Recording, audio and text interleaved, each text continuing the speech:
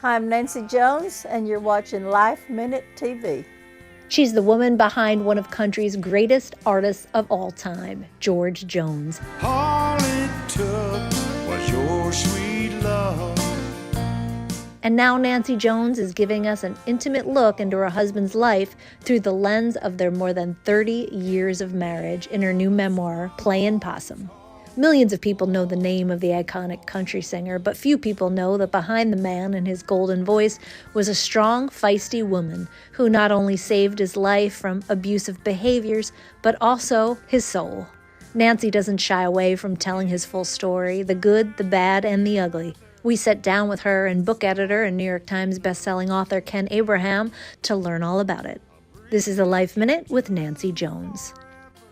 I wanted to tell the true story of George Jones. You know, George, bless his heart, he's got so many stories out there, and some of them are true and some of them are not. And so when I had COVID real bad and died in the hospital, I died for 10 minutes without a pulse, and lost all my hair and 70% of my right lung, and had to learn how to walk again, was down to 92 pounds, hospital months and months. And laying in that hospital, I'm thinking, you know, nobody could ever really tell the story of George Jones except me. We were together 32 years, married 30 years, so I just felt like it was God brought me back to tell this story. Well, I first met Nancy a few years back whenever I was working on another project with another country music artist, Randy Travis. And everybody said, if you really want to know how Randy and George Jones interacted, and George looked at Randy as a son, and Randy looked at George as a father, really did. He said, you really need to talk to Nancy Jones. So I set up an appointment and met with Nancy Jones, and boy, she had some incredible stories. And most of those ended up in Randy's book too, I think. And so we had fun and just hit it off. So when Nancy decided she wanted to write a book, she gave me a call and said, would you be interested in working together on a book? And she told me some of her experience that she had just mentioned about almost dying, and that God had brought her back to life to tell this story. I said, I'm in. I want to help. I want to be a part of this. I didn't always want to do a book. Laying in that hospital, you know, months at a time, your brain's just going like, what can I do? You know, I don't want to leave this world, which I already left then, came back, but I didn't want to leave this world and not be able to tell my story of George, and to tell it to his fans and let them know the truth. And in this book, I didn't sugarcoat anything. I told the truth. And even though it hurt, and I cried and I laughed, but I wanted the real truth out there. We had a good time. And Nancy's a great storyteller on her own. She probably could have written a book without me for sure, but thank you for including me. I appreciate it a lot. But she's a great storyteller. But there's a lot of information out there about George Jones. And as Nancy said, some of it is true, but a lot of it is misinformation. A lot of it are just downright lies. Things that have been written for years and years. And so this is a real wonderful opportunity for Nancy to say, okay, this is really what happened. And I spent 32 years with this man. I know him better than anybody in the world, and I can tell you the true story. And so that's what we've tried to do in this book. And we did have some fun. We shed some tears, because sometimes even as a writer, you almost feel like you're taking a knife and scraping across wounds that have not had a chance to heal yet. And even though some of these things that Nancy experienced in the book, and some of them are pretty graphic, some of those things happened a long time ago. When you start talking about them again, they trigger those emotions and the responses. And we went through some of that, didn't we? So there were some tears, but there were also some really fun laughs, because going through all the pictures and the music and the life that she shared with George Jones, just incredible. The most incredible for me was the fact that George didn't like the song, He Stopped Loving Her Today. No, we didn't. He didn't like that. One of the greatest songs ever written, one of the greatest country songs ever recorded, and George didn't like it. And he bet Billy Sherrill, the producer, Billy bet him that it was going to be a hit song, and George said, no, nobody's going to want to hear that morbid, and he said, S-O-B song. So nobody's going to want to hear that song, and Billy said, I'll bet you $100. And George lost that bet, because millions of people have heard that song and still hearing it today around the world, hearing George Jones sing, He Stopped Loving Her Today. That was a surprise to me.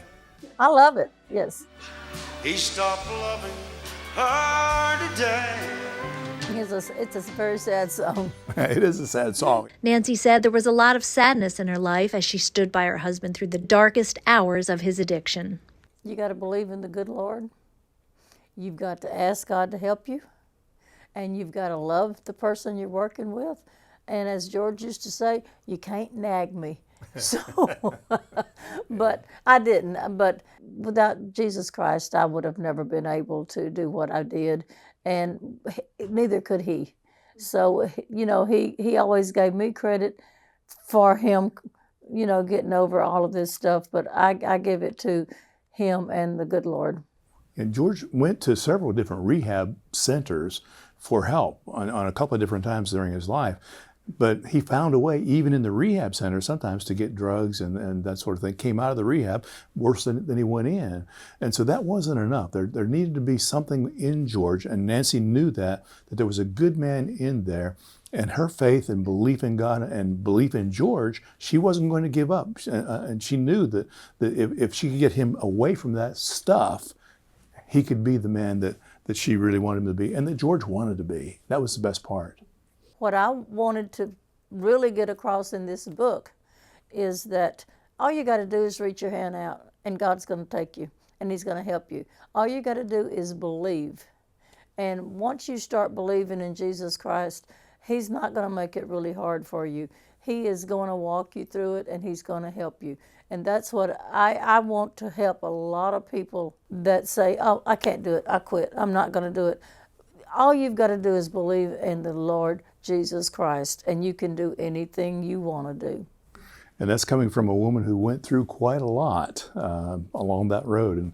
And George put her through quite a lot too, as you know. Some of those things were just really ugly and not easy to get through, but Nancy wouldn't give up, and she had the faith to hang in there with George and prayed for him. And you weren't what we would say a spiritual giant or anything like that. No. But you just had a simple faith that God could do something in this man, and I'm not going to give up. And there was a lot of good times too. How did the couple meet? No, that one's a funny one. Yeah. I was not into country music at all. I'm a Creedence Clearwater girl, honey. Give me Creedence and I could Old-time rock and roll. I could clean a house in 10 minutes and turn that music up. My house will be clean. But the thing is, I did not like country music. But whenever my girlfriend kept begging me to go to New York, I don't want to go by myself. Please go with me. I'm like, I don't want to go. I haven't lost anything in New York. But I came with her, and that night after his show, well, before, when I was watching him on the stage, I'm like, how in the world is that man singing those songs and he's not even opening his mouth? I couldn't understand that. I was, golly, but he was wonderful. So then I started liking country music. And then also that night, he just talked and talked and talked. It was like he was spilling his heart out. Somebody's going to listen to me. And I did, and I heard a lot of things that I knew that he was crying for help. And by the time that it was time for me to go home, he was like, I don't want you to go. Well, I'm like, I got a job, I got 2 girls, I'm going. Well, I flew home commercial, which he chartered a plane. And when I landed, after I'd been at airports all day long, when I got to my house, there was a strange car there. He had rented him a car too and was sitting in my driveway, and the rest is history. 32 years later, that's right. 32 years, quite the feat. Her tips for a long, successful marriage? You got to have patience. I know that there's so many people get married and they take advantage of, for being with them the rest of your life. And if you've taken that oath, then you should mean that oath. And if you get mad at somebody and next thing you're saying, I'm going to get a divorce. No, talk it out and quit talking it out with other people. They do not know what you two are going through. It's none of their business. It's between you and your husband. And if you can do that, you can save your marriage. And don't ever go to bed. It doesn't matter how mad you are. Don't go to bed without saying, I love you, because you never know if that's the last night. I think my fondest memory of George Jones is when I heard him pray to God that if I can get over, because he hit that bridge and died, and and twice in the helicopter, and that was in 1999. And when I heard him praying, God, if you get me through this, I'll never touch a cigarette. I'll never touch liquor again. I will be the husband my wife wants. And that was my fondest memory. As many times as I heard him say, I won't drink tomorrow. I won't do it tomorrow. Well, I didn't believe him then, but when he did it this time, I believed him. And so that was from 99 to 2013, almost 14 years. I had the perfect husband. Yeah.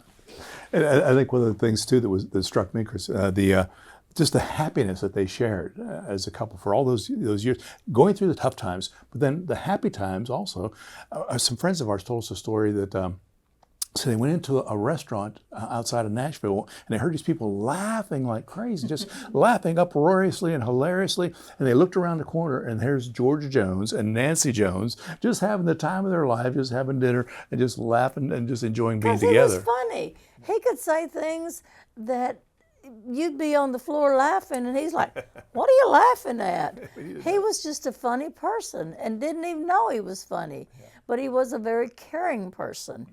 So, you know, your heart will feel all of this, and you'll know that you're going to fight for this man, and you're going to get those demons out of him. And like I said to Ken, you got one demon out, you thought, well, I did good. Well, the next thing you know, there's some more in there. So it was a battle, but I didn't mind fighting that battle. Him was riding around. I'm like, you know, I hate getting in the car every morning and riding around, but you want me to tell what I did? Yeah. Okay. He was the type that could jump up, put his baseball cap on, let's go. Well, hello, I'd like to put some makeup on. I'd like to comb my hair. Well, one morning, he's already in the garage honking the horn. I'm like, this is going to make me mad. So he was honking the horn. Well, I'm trying to get dressed. So here I go through the house. I had my panties on and no bra, because he's mad because I hadn't come out yet. So I go out, I sat down in the car, just like that, and he didn't look over there because he was bad. You know, ready to go. He was bad. Yeah. So we had a long driveway. So I was like, oh God, please let him look over here. And he got all the way down to where the gate was. He looked over and said, what are you doing? Get in the house and put some clothes on. He never honked that horn again. Never did. Never. He learned a lesson on that He one. did. Yeah. He did. I think a lot of people thought George was mean, and Nancy can speak to that a lot better than I can even, but a lot of people thought George Jones was mean because they knew that he had an addiction to cocaine. They knew that he drank a lot, and it was common in the music business that George was sometimes out of control. Oh, very much so. Yeah, and missed a lot of concerts. He was known as No-Show Jones for a lot of years until Nancy helped him get along on that. But there was this other part of him that people didn't know, that Nancy has known all these years, that we want to come through in the book, and I think it has. I hope it has. I believe it has. But that George was also just this wonderful person who had such a kind heart, compassion, willing to help other people. Most of the young musicians in Nashville, Tennessee, look at George Jones as a hero. Look at him as that's the kind of the guy that I want to be, because he just had such an incredible ability, but also because of the way he lived outside of those times of cocaine and alcohol addiction. So he was really a wonderful man. He just could not beat the life that he had of drinking. And once that was gone, oh my gosh, it was fun. He was always funny, but you knew if he had a drink or two that it was fixing to start. It was going to be a bad day. But all of that, when that was gone, you couldn't have asked for a better person. And kind. The children you thought had cancer, he was. Oh gosh. He was so concerned about. Yeah, we were in Canada on the bus, and I pulled the curtain back, and I said, George, look at those kids. It was about 10 of them out there. They had no hair. He said, oh my God, those kids have cancer.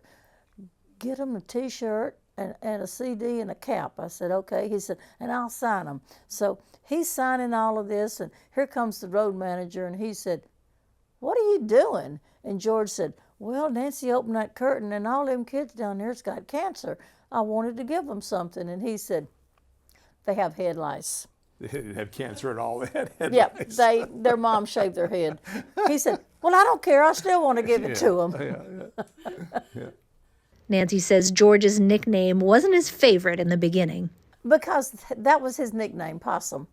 And when he first got that name from Ralph Emery and Tommy T. Contrary, a disc jockey, he hated it. And what they did on some album cover, if you looked this way at him, he had that little turned up nose and that little burr haircut, he called it. He looked like a possum. And he actually hated it. But then whenever he'd do a show or something and somebody'd holler, hey, Possum, love you, Possum. He's like, man, I kind of like that. So Possum stuck. And that was why I wrote the book, Playin Still playing Possum. Possum today, yeah. Well, there was a concert that took place in Alabama a couple months ago where Nancy had a number of major country artists come, and the whole idea was we're still playing Possum. We're still playing Possum's music, and they did.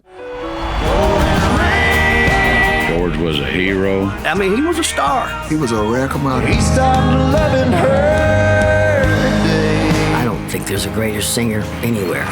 Every one of those artists, 32 artists? 32 of them. And you invited each one of them personally, right? I did. I called each and every one of them. It was his 10th anniversary of his death.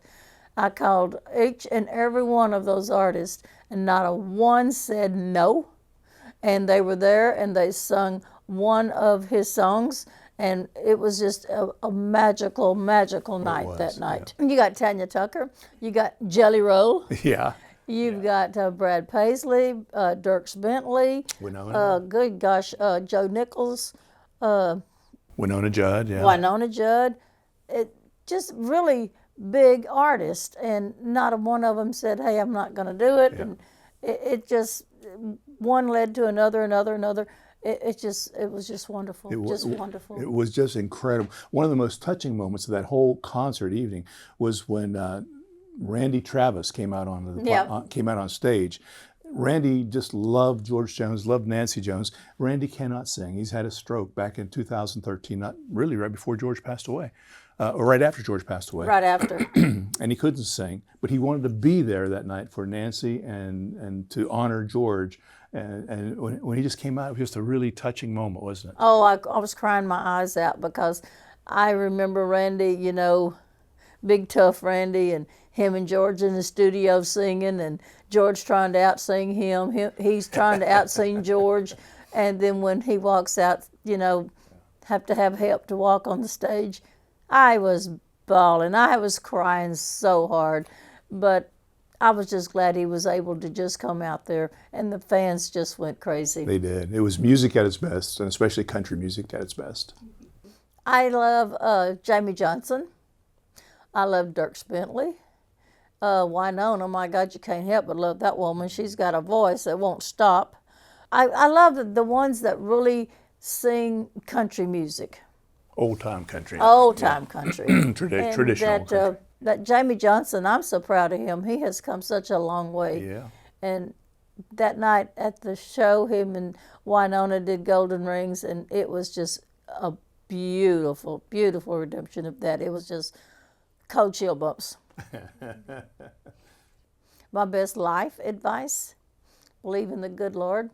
Once you believe in God, you're going to feel so much better. I mean, just whenever I was in that hospital, and I never cried not one time the whole months I was in there.